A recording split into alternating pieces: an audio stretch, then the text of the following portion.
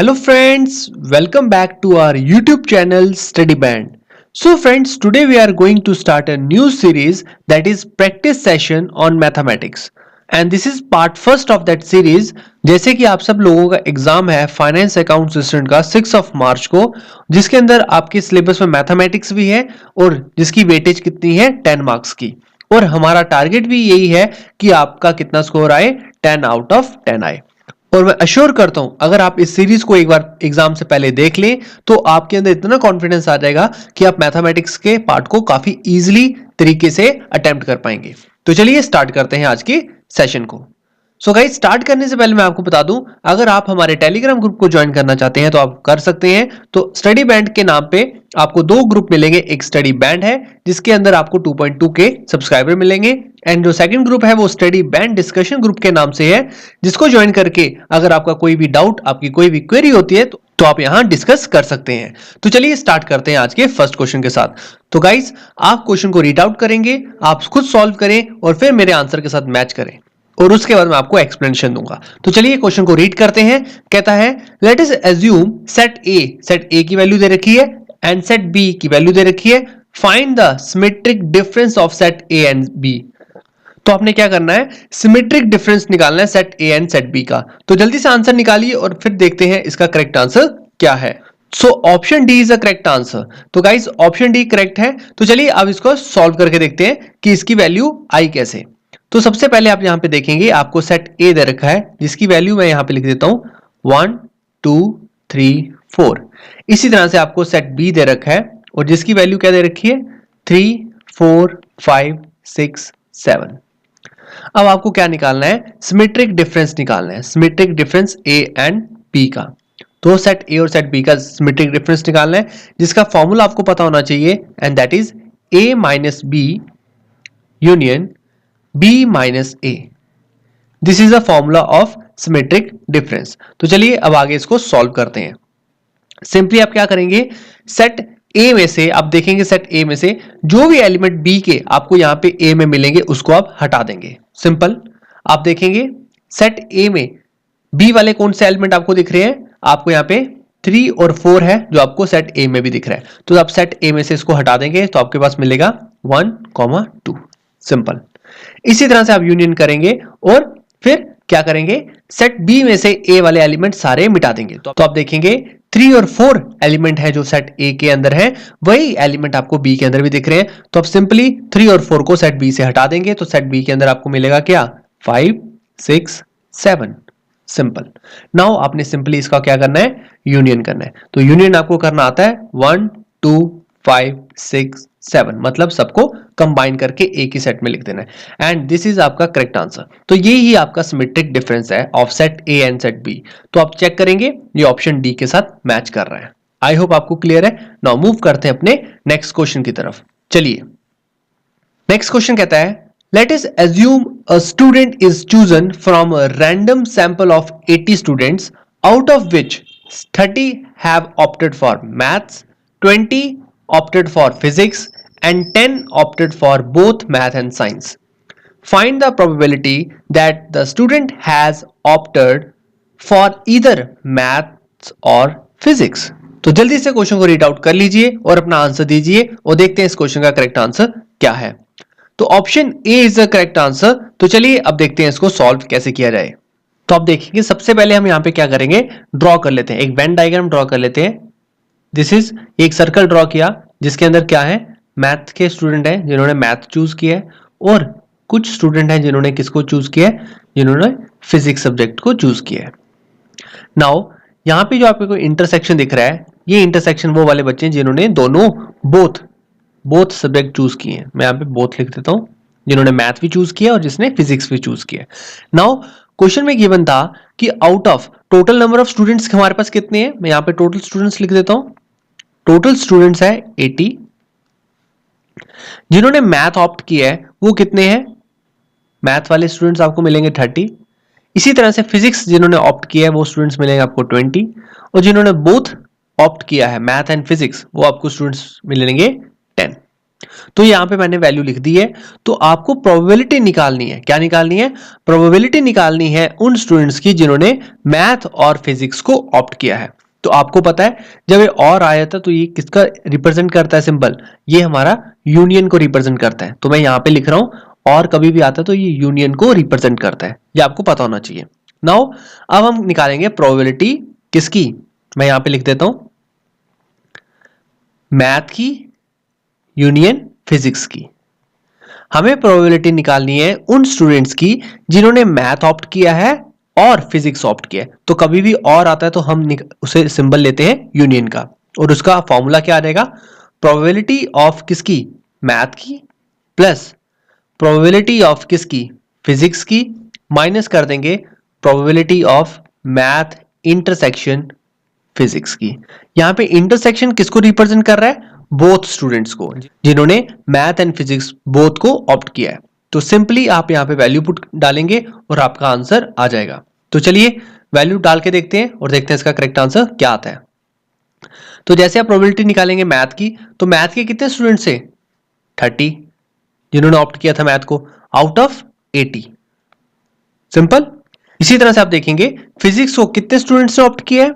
That is 20 and out of 80। Minus कर देंगे उन स्टूडेंट्स को जिन्होंने बोथ मैथ को और फिजिक्स को ऑप्ट किया है। तो वो बच्चे कितने थे बोथ वाले? 10 आउट ऑफ 80। आप सिंपली इसको सॉल्व करेंगे तो आपकी वैल्यू आ जाएगी। तो मैं यहां पे आगे सॉल्व करता हूं। तो आप क्या करेंगे? एलसीएम ले लेंगे। एलसीएम आपको टोटल मिल जाएगा कितना? 80 आपको टोटल एलसीएम मिल जाएगा, और ऊपर वैल्यू आप एज इट इज लिख देंगे, दैट इज 30 प्लस 20 माइनस 10। जब आप फर्दर सॉल्व करेंगे तो आपको मिलेगा 30 प्लस 20 50, 50 माइनस 10 40, 40 बाय 80। आप इसको सॉल्व करेंगे, इसको कट करके आपको मिल जाएगा 1/2। तो 1/2 की प्रोबेबिलिटी मिलेगी उन स्टूडेंट्स की जो क्या करेंगे? ऑप्ट करेंगे आइदर मैथ और फिजिक्स को। आई होप आपको ये क्लियर हो गया होगा फॉर्मूला और एक क्वेश्चन भी। तो चलिए अब मूव करते हैं अपने नेक्स्ट क्वेश्चन की तरफ। गाइस नेक्स्ट क्वेश्चन कहता है Ram invested ₹1600 at the rate of compound interest for 2 years. He got ₹1764 after the specified period. Find the rate of interest. तो आपने रेट ऑफ इंटरेस्ट यहां पे बताना है। तो वीडियो को पॉज करें, जल्दी से सॉल्व करें और मुझे बताइए कि आपका करेक्ट आंसर क्या है। तो देखते हैं इसका करेक्ट आंसर क्या है। Option C is the correct answer. Now इसको सॉल्व करके देखते हैं कि ऑप्शन आया कैसे। तो सबसे पहले आपको क्या दे रखा है? राम ने कितना इन्वेस्ट किया है? इट मींस आपको प्रिंसिपल दे रखा है एंड दैट इज 1600। इसी तरह से आपको टाइम दे रखा है एंड दैट इज 2 ईयर का। And he got 1764। तो ये आपको क्या दे रखा है? इंटरेस्ट की amount, and this is amount. उससे एंड में इतना अमाउंट मिला एंड दैट इज 1764। और आपको यहां पे फाइंड आउट करना है कि कितने रेट ऑफ इंटरेस्ट पे उसने ये इन्वेस्ट किया अपना अमाउंट को। तो चलिए अब इसको सॉल्व करते हैं। तो आपको पता है कि यहां पे क्या दे रखा था? उसने अमाउंट को इन्वेस्ट किया था कंपाउंड इंटरेस्ट के ऊपर। तो कंपाउंड इंटरेस्ट का आपको अमाउंट का फॉर्मूला अगर पता है तो आप इजीली से सॉल्व कर सकते हैं, and that is 1 plus R divided by 100 की पावर टाइम। यहां पे आप सिंपली वैल्यू पुट करेंगे and you will get the rate of interest. तो देखें कैसे करते हैं इसको। अमाउंट की जगह हम वैल्यू पुट करेंगे 1764 इज इक्वल टू, प्रिंसिपल आपको दे रखा है 1600, bracket start 1 plus R divided by 100, और टाइम आपको दे रखा है 2। नाउ इस p को आप दूसरी साइड शिफ्ट कर देंगे तो ये यहां पे क्या आ जाएगा? 1764 divided by 1600 is equal to 1 plus R divided by 100, और यहां पे आ जाएगा स्क्वायर। तो गाइज आपने क्या करना होता है, आप देखेंगे इज इक्वल टू के बाद यहां पे जो पावर दे रखी है वो पावर है 2। तो आपने यहां पे भी जो इस टर्म यहां पे भी जो लेफ्ट हैंड साइड पे है इसकी पावर 2 बनानी है। ठीक है, तो ये कैसे बनानी? आप चाहें तो इसको कट कर सकते हैं, ठीक है, और चाहें तो आप इसे आगे डायरेक्ट स्क्वायर की फॉर्म में भी लिख सकते हैं। वो कैसे लिखते हैं आइए यहां पे देखते हैं। आप देखेंगे 1600 जो है वो 40 का स्क्वायर है, ठीक है। इसी तरह से आप देखेंगे 1764 जो है वो किसका स्क्वायर है, वो 42 का स्क्वायर है। तो आप इसको स्क्वायर कर देंगे और यहाँ पे इज इक्वल टू के बाद क्या आ जाएगा, 1 प्लस आर डिवाइडेड बाय 100 की होल पावर स्क्वायर। तो आप देखेंगे स्क्वायर से स्क्वायर कट जाएगा, तो आपके पास क्या वैल्यू बचेगी, that is 42/40 is equal to 1 plus R upon 100। 1 दूसरी साइड, 1 को आप लेफ्ट हैंड साइड लाएंगे तो आपके पास आ जाएगा 42 divided by 40 minus 1 is equal to R upon 100। तो सिंपली आप एलसीएम से आप सॉल्व करेंगे तो आपको मिलेगा 2/40 is equal to R upon 100।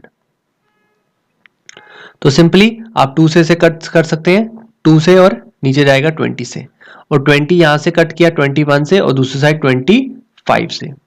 5 को दूसरी साइड शिफ्ट कर देंगे तो आपके पास क्या आ जाएगा, r is equal to 5%। Simple. तो यहां से आपके पास r की वैल्यू आ चुकी है r 5%, and that is option C आपका जो है वो करेक्ट आंसर हो जाएगा। आई होप आपको ये समझ आया होगा कि मैंने इसको कैसे सॉल्व किया है। चलिए मूव करते हैं नेक्स्ट क्वेश्चन की तरफ।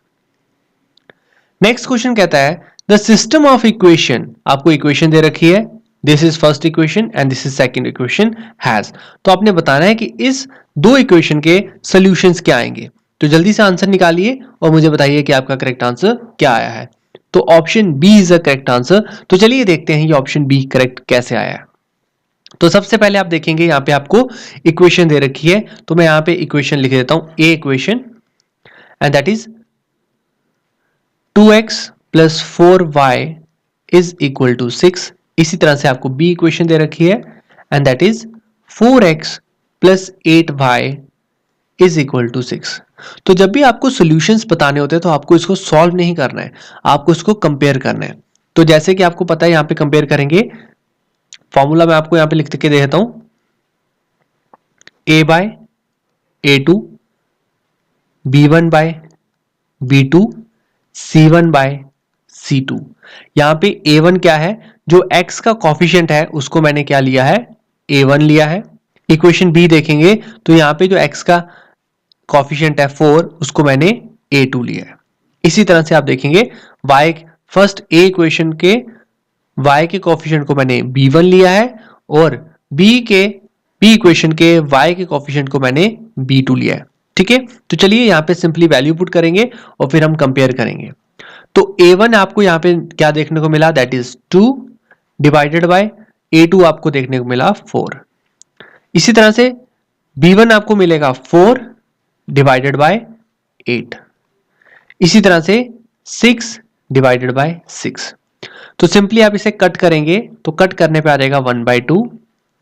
Again this is 1/2 and this is 1, नीचे भी 1। तो आप देखेंगे 1/2 इज इक्वल टू है 1/2 के, बट डज नॉट इक्वल है 1/1 के। आई होप आपको समझ आया। तो ये जब आता है तो ये हमें कौन सी इक्वेशन या हमें ये कौन से सॉल्यूशंस देता है। तो जब ये आता है तो हमें ये कौन सा सॉल्यूशन देता है, ये हमें देता है नो सॉल्यूशन। तो ऐसे केस में हम बोलते हैं कि सॉल्यूशन कैसे होंगे, नो सॉल्यूशन होंगे। ठीक है गाइस, तो चलिए मैं आपको बता देता हूं कि ये हमने देखा कैसे। आपको पता है जब हम इक्वेशंस लेते हैं, ए इक्वेशन अगर मैंने लिया है a1x plus b1y plus c, और बी इक्वेशन मैंने ली है a2x प्लस b2y प्लस, यहां पे c1 ले लेता हूं और यहां पे c2। तो आपने इसको कंपेयर करना है। तो कंपेयर कैसे करना है मैंने अभी आपको यहां पे दिखाया। कंपेयर आपने simply a1 upon a2, b1 upon b2, c1 upon c2 करना है। इसके बाद आपने यहां पे देख लेना है, 3 पॉइंट्स आपको मिलेंगे। अगर a1 by a2 does not equal होता है b1 बाय b2 के, तो कैसे सॉल्यूशंस आते हैं वो आपको पता होना चाहिए। तब आता है यूनिक सॉल्यूशन। ठीक है गाइस। सेकंड, इसी तरह से a1 by a2 is equal to B1 by B2 but does not equal to C1 by C2। तो इस केस में आपको कैसे सॉल्यूशन देखने को मिलेंगे? इस केस में आपको देखने को मिलेंगे नो सॉल्यूशन। मैंने आपको बताया था नो सॉल्यूशन क्यों देखने को मिलेंगे, क्योंकि आप इसको ऐसे भी याद रख सकते हैं कि यहां पे फर्स्ट टाइम आपको इज इक्वल टू मिल रहा है, then does not equal to मिल रहा है, तो आपको कंफ्यूज हो तो आप बोल सकते हो कभी इक्वल हो रहा है कभी डज नॉट इक्वल हो रहा है, तो हम नहीं बता सकते कि इसके क्या सोल्यूशन। तो इस तरह से आपको मैंने याद करवाया था, अगर आपने मेरी पुरानी वीडियोस को देखा होगा तो इसको बोलते हैं नो सॉल्यूशन। थर्ड केस क्या है? जब a1 by a2 is equal to b1 by b2 is equal to c1 by c2। अगर ये आता है तो हम कैसे सॉल्यूशंस बोलते हैं? उसके होते हैं इनफिनाइटली मैनी सॉल्यूशन। तो उसके होते हैं इनफिनाइटली मैनी सॉल्यूशन। तो ये सब है, 3 पॉइंट आपने याद रखने हैं, तो आप सॉल्यूशंस किसी भी इक्वेशंस के बता सकते हैं कि उसके यूनिक सॉल्यूशन है, नो सॉल्यूशन है या इनफिनाइट मैनी सॉल्यूशन है। तो आई होप आपको ये भी समझ अच्छे से आ गया होगा। नाउ मूव करते हैं अपने नेक्स्ट क्वेश्चन की तरफ। नेक्स्ट क्वेश्चन कहता है a committee of 5 is to be formed out of 6 gents and 4 ladies. In how many ways can it formed if at least 2 ladies are included? तो guys आपको यहाँ पे टोटल कमेटी बनानी है 5 मेंबर की, जिसके अंदर आपको टोटल जेंट्स दे रखे हैं 6 और लेडीज दे रखी है टोटल 4। तो इनमें से आपने 5 मेंबर की कमेटी बनानी है, और कमेटी बनाने के लिए उसके अंदर आपको एटलीस्ट 2 लेडीज तो होनी ही होनी चाहिए। तो इसको जल्दी से सॉल्व करें और मुझे बताएं कि आपका करेक्ट आंसर क्या आता है। तो देखते हैं इसका करेक्ट आंसर क्या है। Option A is the correct answer. तो आइए अब इसको सॉल्व करते हैं कि ऑप्शन ए आया कैसे। तो चलिए हम पहले गिवन देख लेते हैं कि गिवन हमें क्या दे रखा है। हमें जेंट्स दे रखे हैं दैट इज 6, हमें लेडीज दे रखे हैं टोटल दैट इज 4। तो हमें 5 मेंबर की कमेटी बनानी है। तो कमेटी बनाने के अंदर हमें क्या करना है, हमें कम से कम दो, उस कमेटी के अंदर कम से कम 2 लेडीज हमने लेनी है, और उससे ज्यादा भी लेडी हम ले सकते हैं। तो हमारे नंबर ऑफ वेज आपको निकालने हैं। तो सबसे पहले आप क्या करेंगे, आपको कौन सा यूज करना है, परमुटेशन यूज करना है या कॉम्बिनेशन यूज करना है, आपको समझ आ गया होगा। यहाँ पे हमें सिलेक्शन करनी है इस ग्रुप में से। 6 जेंट्स का ग्रुप हमारे पास है और 4 लेडीज का ग्रुप हमारे पास है, इनमें से सिलेक्शन करनी है और हमें 5 मेंबर की कमेटी बनानी है। तो चलिए, अब आपको बताया था कि आपने 2 लेडीज लेनी है, तो टोटल लेडीज आपके पास 4 थी, उसमें से आप कितने लेडीज लेंगे, 2 लेंगे। अगर आप 2 लेडीज लेंगे तो टोटल जेंट्स में से आपको 3 जेंट्स लेने पड़ेंगे। तो टोटल थे 6, तो आपने 3 ले लिए। ये एक पहला केस बन जाएगा। तो एटलीस्ट 2 लेडीज बोला था, तो 2 से ज्यादा भी लेडीज आप ले सकते हैं। तो पहले केस में आपने 2 लेडीज ली। अगर आप चाहें तो अगर आप 3 लेडीज ले लें तो टोटल लेडीज थी 4, उसमें से आपने 3 ले ली, और उसी में से आपको जेंट्स में से फिर कितने जेंट्स लेने पड़ेंगे, 2 जेंट्स लेने पड़ेंगे, टोटल थे 6। आई होप आपको समझ आ रहा है। नेक्स्ट आपका बच जाएगा, अगर आप 4 की 4 लेडीज ले लें, टोटल 4 लेडीज थी वो सारी ले ली, तो आपको जेंट्स कितने लेने पड़ेंगे, सिर्फ 1। तो ये 3 हमारे पास पॉसिबिलिटी केसेस बन सकते हैं एक कमेटी को बनाने के लिए। नाउ आप सिंपली क्या करेंगे, इसको सॉल्व कर देंगे। तो जैसे आप सॉल्व करेंगे तो आपके पास आ जाएगा 4 factorial divided by 2 factorial 2 factorial into 6 factorial divided by 3 factorial 3 factorial plus 4 factorial divided by 3 factorial into 1 factorial multiply 6 factorial divided by 2 factorial into 4 factorial plus 4 factorial divided by 4 factorial multiply 6 factorial 1 factorial और 6 minus 1 5 factorial। तो ये आपके पास solve करने पे आएगा। तो अब simply आप इसको सॉल्व कर सकते हैं। 4 फैक्टोरियल को 2 तक खोलेंगे, 4 इंटू 3 इंटू 2 फैक्टोरियल, और 2 फैक्टोरियल और नीचे 2 फैक्टोरियल से 1 फैक्टोरियल हमारा क्रॉस हो जाएगा।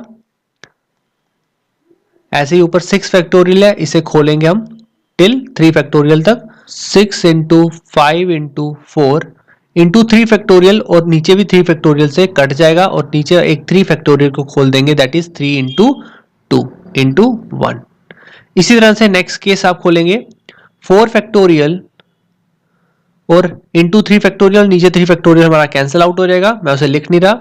मल्टीप्लाई 6 फैक्टोरियल को खोलेंगे 6 इंटू 5 इंटू 4 फैक्टोरियल और नीचे 4 फैक्टोरियल कैंसिल आउट हो जाएंगे और सिंपल नीचे 2 फैक्टोरियल को खोलेंगे, दैट इज 2 इंटू 1। इसी तरह से लास्ट केस ये आपका कैंसिल आउट हो जाएगा, तो आपका क्या बचेगा, ओनली 6, क्योंकि 5 फैक्टोरियल नीचे 5 फैक्टोरियल हमारा कैंसिल हो जाएगा। नाउ सिंपली आप इसको क्या करें, इसको कट कर दें जो आपका कट होता है और बाकी आप इसे सॉल्व कर देंगे। तो 2 से 2 कटेगा और आ जाएगा ऊपर, 4 को हम 2 से काट सकते हैं। इसी तरह से 3 और 2 को काटा, 6 से कट गया और यहाँ पे किससे कटेगा, 2 और यहाँ पे आ जाएगा ऊपर 2 2 से 4। तो आप सिंपली इसको सॉल्व करेंगे तो आप देखेंगे 2 into 3 that is 6 into 20 plus करेंगे 2 into 6 into 5 that is 60 plus 6। तो आप इसे फर्दर आप सॉल्व करें, 6 इंटू 20 दैट इज 120 प्लस 66। तो इसको प्लस करने पे आ जाएगा 186 आपके पास आंसर। तो इसका करेक्ट आंसर भी क्या था, ऑप्शन नंबर ए। तो इस तरह से आप इसको सॉल्व करेंगे। आई होप आपको समझ आ गया होगा। तो गाइज आप लोग देख रहे होंगे हम हर एक चैप्टर से एक एक क्वेश्चन को कवर कर रहे हैं, क्योंकि एग्जाम में भी आपको इसी तरह से हर एक टॉपिक से एक एक क्वेश्चन आएगा, तो इसलिए हर एक क्वेश्चन इंपॉर्टेंट है। नाउ मूव करते हैं अपने नेक्स्ट क्वेश्चन की तरफ। तो नेक्स्ट क्वेश्चन आपको दे रखा है, आपको मैट्रिक्स दे रखी है 5 4 1 1 और यहाँ पे एलिमेंट दे रखा है that is capital X is equal to एक और मैट्रिक्स है दैट इज 1 -2 1 और 3। Then what is the value of X। तो जल्दी से सॉल्व करिए और बताइए कि आपका करेक्ट आंसर क्या आ रहा है। तो देखते हैं इस क्वेश्चन का करेक्ट आंसर क्या है। तो option C is the correct answer. अब इसको हम सॉल्व करके देखते हैं कि आंसर आया कैसे। मैं यहीं पे लिख देता हूं, इसको लेट कर लीजिए, ये आपको ए मैट्रिक्स दे रखी है और इसको लेट कर लीजिए, ये आपको बी मैट्रिक्स दे रखी है। ठीक है, तो यहाँ पे मैं कैसे लिखूंगा, A X is equal to B. Further आप क्या करेंगे, ए को उस साइड ले जाएंगे, एक्स यहीं पे रहेगा, ए जब उधर जाएगा तो हो जाएगा ए डिवाइड हो जाएगा, तो उसे मैं लिख सकता हूं A inverse B. I hope आपको कुछ समझ आ रहा होगा कैसे सॉल्व करते हैं। तो यहां पे हमें क्या निकालना है, ए का इनवर्स निकालना है। तो सिंपली सबसे पहले आपको ए इनवर्स निकालना है। ए इनवर्स का फॉर्मूला क्या होता है, adjoint of A divided by mod of A. Clear है। तो सबसे पहले मैं यहां पे मैट्रिक्स लिखता हूं ए, जो हमें दे रखी है 5 4 1 1। तो आपने इसका क्या करना है, इसका डिटर्मिनेंट निकाल लेना है, या इसको बोल सकते हैं आप इसका मैग्नीट्यूड निकाल लेंगे। तो कैसे करेंगे, इसको सिंपली क्रॉस करेंगे, इसको यहां से मल्टीप्लाई करेंगे और माइनस इसको यहां से मल्टीप्लाई करेंगे। तो 5 into 1 that is 5 minus 1 into 4 that is 4। तो आपकी वैल्यू आ जाएगी 1। तो आपके पास इसकी वैल्यू आ चुकी है दैट इज 1। तो मैं यहां पे लिख लेता हूं ए का मैग्नीट्यूड हमारे पास आ चुका है 1। अब मैं इसको इरेज कर दूंगा। नाउ आपको निकालना है एडजॉइंट ऑफ ए। तो सबसे पहले मैं एक ऐसे मैट्रिक्स लेता हूं ए बी सी डी। तो उसका एडजॉइंट निकालने के लिए आप क्या करेंगे, आप उसको ध्यान से देखें, ए और डी को आप क्या करेंगे, रिप्लेस कर देंगे। तो डी यहां आ जाएगा, ए यहां आ जाएगा, और बी सी को एज इट इज लिखेंगे, बट इसके साथ क्या लगा देंगे, माइनस का साइन लगा देंगे। This is adjoint. तो इस तरह से एडजॉइंट निकालते हैं। चलिए अब निकालते हैं हम एडजॉइंट ऑफ ए। तो यहां पे मेरे पास मैट्रिक्स ए दे रखी है दैट इज 5 4 1 1। तो आपने क्या करना है, कैसे निकालेंगे, जो 5 है उसको 1 की जगह ले जाएंगे, तो यहाँ पे आ जाएगा 1 और यहाँ आ जाएगा 5, और यहाँ पे जो 1 है उसको -1 लिख देंगे, जो 4 है उसे -4 लिख देंगे। तो this is the value of adjoint A. तो एडजॉइंट की ए की वैल्यू भी मैं यहाँ पे लिख देता हूँ आपके सामने। एडजॉइंट ए की वैल्यू आपके सामने क्या आई है, 1 -4 -1 5। अब आप सिंपली यहाँ पे वैल्यू पुट करेंगे। तो वैल्यू पुट कैसे करेंगे, A inverse is equal to adjoint of A कितना है आपका 1 -4 -1 5। इसको डिवाइड कर देंगे फुल 1 से, ठीक है, आई होप आपको समझ आ गया। इनवर्स ए हमारा, ए इनवर्स हमारा क्या आया है। अब आपने क्या करना है, सिंपली आपने x की वैल्यू निकालने के लिए इस फॉर्मूले में आपने सिंपल वैल्यू पुट कर देनी है। तो x इज इक्वल टू, तो आप यहाँ पे देखेंगे ए इनवर्स की वैल्यू क्या आ चुकी है अब हमारे पास, 1 -4 -1 5। इसको मल्टीप्लाई कर देंगे आप किसके साथ, b के साथ, और b मैट्रिसेस आपको दे रखी है 1 -2 1 3। तो सिंपली आप इसको सॉल्व करें, आपके पास x की वैल्यू आ जाएगी। तो क्या सॉल्व कैसे करते हैं, यहाँ पे देख लीजिए, 1 को मल्टीप्लाई करेंगे यहाँ पे 1 के साथ, -4 को मल्टीप्लाई करेंगे यहाँ पे नीचे 1 के साथ, तो आ जाएगा -4। इसी तरह से अगेन 1 को मल्टीप्लाई करेंगे -2 के साथ, तो यहाँ पे आ जाएगा -2, और -4 को मल्टीप्लाई करेंगे यहाँ पे 3 के साथ, तो यहाँ पे आ जाएगा -12। और इसी तरह से अब -1 को मल्टीप्लाई करेंगे 1 के साथ, वैल्यू इज -1, एंड 5 को मल्टीप्लाई करेंगे 1 के साथ, दैट इज +5। नाउ अगेन -1 को मल्टीप्लाई किया जाएगा -2 के साथ, वी गेट 2, एंड 5 को मल्टीप्लाई किया जाएगा 3 के साथ, and we get 15। Simply add कर दीजिए, आपके पास x मैट्रिसेस आ जाएगी। तो 1 -4 that is -3, -2 -12 that is -14, -1 5 4 2 plus 15 that is 17। तो आपके पास मैट्रिसेस x आ चुकी है, और ये हमारा ऑप्शन कौन सा है, ऑप्शन सी है। तो आप यहाँ पे इसे मैच कर सकते हैं, हमारा आंसर आ चुका है। तो चलिए इसी तरह से हम सॉल्व करेंगे नेक्स्ट क्वेश्चन को। नेक्स्ट क्वेश्चन कहता है द वैल्यू ऑफ लिमिट, अब ये लिमिट एंड डेरिवेशन का क्वेश्चन आपके सामने आ चुका है। लिमिट x गोज टू 1, और क्या दे रखी है, x की पावर 3 -1 अपॉन x -1 इज। तो जल्दी से अपना आंसर निकालिए और देखते हैं इसका करेक्ट आंसर क्या है। तो option D is a correct answer. तो इस क्वेश्चन का आंसर हमारे पास आ चुका है, दैट इज ऑप्शन डी। तो चलिए अब इसको सॉल्व करते हैं कि आंसर आया कैसे।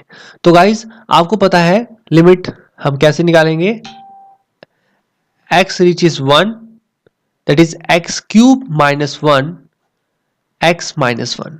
तो जैसे यहाँ पे x की रीचेस अप्रोचेस टू 1 है, तो आप सिंपली यहाँ पे क्या करेंगे, 1 की वैल्यू पुट करेंगे।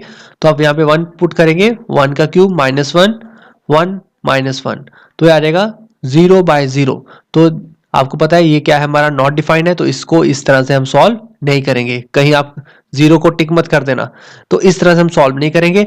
अगर 0/0 की फॉर्म आती है तो हम क्या करते हैं, एल हॉस्पिटल्स रूल का यूज करते हैं, मतलब इसकी डेरिवेशन करेंगे। आप सिंपली क्या करेंगे, x क्यूब -1 अपॉन x -1 को d/dx कर देंगे। तो उसको करने का तरीका क्या है, d/dx कर देंगे आप x क्यूब का, 1 इज कांस्टेंट तो उसका कुछ नहीं करेंगे, डिवाइडेड में भी कर देंगे d/dx ऑफ x का। अगेन -1 कांस्टेंट है, उसका भी आगे हम कुछ नहीं करेंगे। तो इसका डेरिवेटिव आ जाएगा हमारा 3x² अपॉन, इसकी करेंगे तो नीचे आ जाएगा 1। तो सिंपल, अब आपके पास हमारे पास लिमिट क्या आ चुकी है, x goes to 1 and 3x²।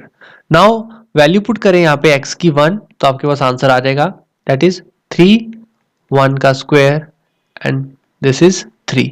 तो इसी तरह से हमने इसका आंसर निकाला, and the correct answer is option number D. तो हमारे पास आंसर आ गया इस लिमिट का, दैट इज 3। आई होप आपको समझ आ गया होगा। नाउ मूव करते हैं अपने नेक्स्ट क्वेश्चन की तरफ। नेक्स्ट क्वेश्चन कहता है the direction cosines of the line to meet the points. आपको पॉइंट्स दे रखे हैं, A points and B points, तो आपने इसकी डायरेक्शन कोसाइंस बतानी है। तो जल्दी से अपना आंसर निकालिए और मुझे बताइए कि आपका करेक्ट आंसर क्या आया है। तो देखते हैं इसका करेक्ट आंसर क्या है। Option A is the correct answer. चलिए इसको सॉल्व करते हैं। मैं सबसे पहले यहाँ पे पॉइंट्स लिख लेता हूं, 7 -5 9। इसी तरह से आपको पॉइंट बी दे रखा है, दैट इज 5 -3 8। अब आप क्या करेंगे, इस दो पॉइंट से आप इसको क्या कर सकते हैं, आप वेक्टर निकाल सकते हैं। तो ए बी हमारे पास वेक्टर आ जाएगा, इसको मैं ले रहा हूं x1 y1 z1, इसको ले रहा हूं x2 y2 z2। तो x2 - x1 करूंगा, that is 5 minus 7 I cap plus y2 minus y1 that is minus 3 minus minus 5 मतलब प्लस हो जाएगा j cap plus z2 minus z1 that is 8 minus 9 k cap. Simply इसको solve करेंगे तो आपके पास ए B vector आ जाएगा and A B vector हमारे पास आ चुका है that is minus 2 I cap plus 2 j cap minus 1 k cap. तो -1 मुझे लिखने की जरूरत नहीं है। तो आई होप आपको यहाँ पे समझ आ चुका है कि ए बी वैक्टर हमारा कितना आया। तो ए बी वैक्टर का मैं यहाँ पे क्या कर सकता हूँ, मैग्नीट्यूड निकाल सकता हूँ। तो ए बी वैक्टर का मैग्नीट्यूड कैसे निकलेगा, इसकी वैल्यूज का अंडर स्क्वायर करेंगे। तो -2 का स्क्वायर प्लस 2 का स्क्वायर प्लस -1 का स्क्वायर। तो इसको सिंपली यहाँ पे आप सॉल्व कर सकते हैं दैट इज -2 का स्क्वायर 4 प्लस 4 प्लस 1। तो आपके पास आ जाएगा √9 and that is equal to 3। तो मतलब ए बी वैक्टर का मैग्नीट्यूड हमारे पास आ चुका है that is 3। A B vector हमारे पास क्या आया था, that is -2 I cap plus 2 J cap minus K cap. तो अब आपके पास ए बी मैग्नीट्यूड आ चुका है दैट इज 3। तो आप सिंपली क्या करेंगे, डायरेक्शन को साइंस निकालने के लिए तो आप क्या करेंगे, simply -2 divided by 3 plus 2 divided by 3 and -1 divided by 3 कर देंगे। यहाँ पे आई कैप जे कैप और के कैप के कॉफिशिएंट को मैग्नीट्यूड्स के साथ डिवाइड कर देंगे तो आपके पास डायरेक्शन कोसाइंस आ जाएंगी। आई होप आपको समझ आ गया होगा। तो आप चेक कर सकते हैं इसका ऑप्शन नंबर कौन सा है, ऑप्शन नंबर ए। तो इसी तरह से हम इसको सॉल्व करेंगे। नाउ मूव करते हैं हमारे नेक्स्ट क्वेश्चन की तरफ। नेक्स्ट क्वेश्चन हमारा कहता है the angle between the vector, आपको ए वेक्टर दे रखा है एंड बी वेक्टर दे रखा है, आपको इसके बीच का एंगल बताना है। तो जल्दी से सॉल्व करिए और मुझे बताइए कि आपका करेक्ट आंसर क्या आ रहा है। The correct answer is option number B. तो चलिए अब हम इसको सॉल्व करके देखते हैं। तो सबसे पहले हम यहाँ पे लिख लेंगे, आपके पास वेक्टर दे रखा है, कौन कौन सा वेक्टर ए दे रखा है, उसकी वैल्यू क्या दे रखी है, आई कैप प्लस जे कैप माइनस के कैप।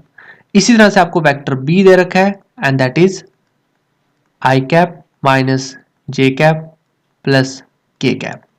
अब आपको क्या निकालना है, एंगल निकालना है। तो एंगल निकालने के आपको आई थिंक फॉर्मूला पता है, कॉस थीटा कैसे निकालते हैं, A vector dot B vector और डिवाइड कर देंगे magnitude of A vector multiply magnitude of B vector. ठीक है, तो इसी तरह से आप थीटा की वैल्यू निकाल सकते हैं। वो कैसे लिखेंगे, theta is equal to cos inverse लिख के आगे सेम का सेम आ जाएगा that is A vector dot B vector divided by its multiplication of their magnitude. तो आई होप आपको समझ आ गया। अब हम सिंपली क्या करेंगे, सबसे पहले ए वेक्टर और बी वेक्टर का क्या करेंगे, डॉट प्रोडक्ट करेंगे। तो यहाँ पे मैं क्या करने वाला हूँ, इनका डॉट प्रोडक्ट। तो मैं यहाँ पे लिख लेता हूँ आई cap plus J cap minus K cap dot product I cap minus J cap plus K cap. तो जैसे आप इसको सॉल्व करेंगे तो आपके पास क्या आ जाएगा, इनका डॉट प्रोडक्ट आ जाएगा। तो that is A vector dot B vector I cap dot I cap क्या होता है 1, J cap dot minus J cap क्या हो जाएगा -1 minus K cap plus K cap आ जाएगा अगेन -1। तो आप जैसे इसको सॉल्व करेंगे तो 1 से -1 कैंसिल होके ए वेक्टर डॉट बी वेक्टर की वैल्यू आपके पास आ चुकी है दैट इज -1। यहां तक आपने आई होप सबने सॉल्व कर लिया होगा। नेक्स्ट आपने क्या करना है, ए वेक्टर का मैग्नीट्यूड निकालना है। तो ए वेक्टर का फटाफट मैग्नीट्यूड निकाल लीजिए। आपने क्या करना है, आई जे के का स्क्वायर करना है। तो 1 का स्क्वायर प्लस 1 का स्क्वायर प्लस -1 का स्क्वायर। तो जैसे आप इसको सॉल्व करेंगे तो आपके पास वैल्यू आ जाएगी 1 plus 1 plus 1 and that is √3। Same आपने क्या करना है, बी वेक्टर निकाल लेना है, उसका मैग्नीट्यूड। तो वो भी क्या आ जाएगा आपके पास 1 का स्क्वायर प्लस -1 का स्क्वायर प्लस 1 का स्क्वायर। तो आप इसको भी सॉल्व करेंगे तो आपके पास वैल्यू आ जाएगी 1 plus 1 plus 1 and again it is √3। तो सिंपली आपके पास सारी वैल्यूज आ चुकी हैं, अब आपने यहाँ पे पुट कर देना है। तो जैसे इसके अंदर आप पुट करेंगे तो आपके पास आंसर आ जाएगा। तो मैं यहाँ पे पुट करके दिखाता हूं। Theta is equal to cos inverse A vector dot B vector की वैल्यू आपने अभी निकाली, दैट इज -1, डिवाइड कर देंगे ए वेक्टर का मैग्नीट्यूड और बी वेक्टर के मैग्नीट्यूड के साथ। तो नीचे मैग्नीट्यूड आ जाएगा, दैट इज √3 एंड √3। तो जैसे आप इसको मल्टीप्लाई करेंगे तो आपके पास थीटा की वैल्यू आ चुकी होगी, और वो कितनी होगी, कॉज इनवर्स -1 डिवाइडेड बाय 3। तो ये आपके पास वैल्यू आ चुकी है थीटा की। तो इसी तरह से आप देख सकते हैं कि इसका करेक्ट आंसर कौन सा है, ऑप्शन नंबर बी हमारा करेक्ट आंसर है। आई होप आप सबका भी यही आंसर आया होगा। नाउ मूव करते हैं आज के लास्ट क्वेश्चन की तरफ। तो गाइस क्वेश्चन क्या कहता है, इफ ए वेक्टर आपको दे रखा है, यहां पे वेक्टर नहीं है, अगर आपको ए सेट दे रखा है और बी सेट दे रखा है, then value of A Cartesian B will be. तो अपने ए कार्टेशियन बी की वैल्यू बतानी है। तो जल्दी से सॉल्व करें और मुझे बताएं कि आपका क्या आंसर आया है। तो देखते हैं इसका करेक्ट आंसर क्या है। तो ऑप्शन ए आपका करेक्ट आंसर है। चलिए देखते हैं यह आंसर आया कैसे। तो सबसे पहले आपको ए सेट दे रखा है, दैट इज 5। इसी तरह से आपको बी सेट दे रखा है, दैट इज 1, 2। आपने क्या करना है, ए कार्टेशियन बी करना है। तो आपको पता है अगर आप एक नल सेट के साथ किसी का कार्टेशियन निकालेंगे तो वो क्या आता है, वो 5 आता है। तो इसीलिए इस क्वेश्चन का करेक्ट आंसर क्या है, ऑप्शन नंबर ए। तो गाइज आपने कितना स्कोर किया है आउट ऑफ 10, आप मुझे कमेंट बॉक्स में कमेंट करके जरूर बताएं अपने स्कोर को, जिससे मुझे पता चल सके कि आप लोगों की कितनी तैयारी हो चुकी है। और अब ये क्वेश्चंस थोड़े मॉडरेट लेवल के थे, कुछ बच्चों के लिए इजी लेवल के होंगे और कुछ बच्चों के लिए ये हार्ड लेवल के भी होंगे। तो गाइज क्वेश्चंस को मैं इजी टू मॉडरेट लेके जाऊंगा, आप इस सीरीज को करते जाएं। आप देखेंगे कि आपके क्वेश्चंस का लेवल धीरे धीरे इंक्रीज होगा, जिससे आपके अंदर एक कॉन्फिडेंस भी बूस्ट होगा। मुझे अपना स्कोर बताना ना भूलें। तो चलिए अब आपके पास एक होमवर्क है। होमवर्क बहुत ही इजी है, सब बच्चे इसको कर सकते हैं। होमवर्क क्या है, if you have any doubt in any question. तो गाइज अब तक हमने 10 क्वेश्चन किए हैं। अगर आपको किसी भी क्वेश्चन में कोई डाउट है so please do comment me, आप मुझे कमेंट करके जरूर बताइए अगर आपको कोई डाउट आता है, ताकि हम उसको सॉल्व कर सकें आपके डाउट को, और हम नेक्स्ट जब ऐसा क्वेश्चन आता है तो आप उसको ठीक करें। एग्जाम में अगर ऐसे क्वेश्चन आते तो गाइज आपके वो करेक्ट होने चाहिए, क्योंकि एक एक मार्क्स भी बहुत ही इंपॉर्टेंट होता है। तो इसको याद रखें। तो मिलते हैं हम अपने नेक्स्ट सीरीज में पार्ट 2 में। तब तक के लिए आप प्रैक्टिस करते रहें और मेहनत करते रहें। Thank you and bye bye.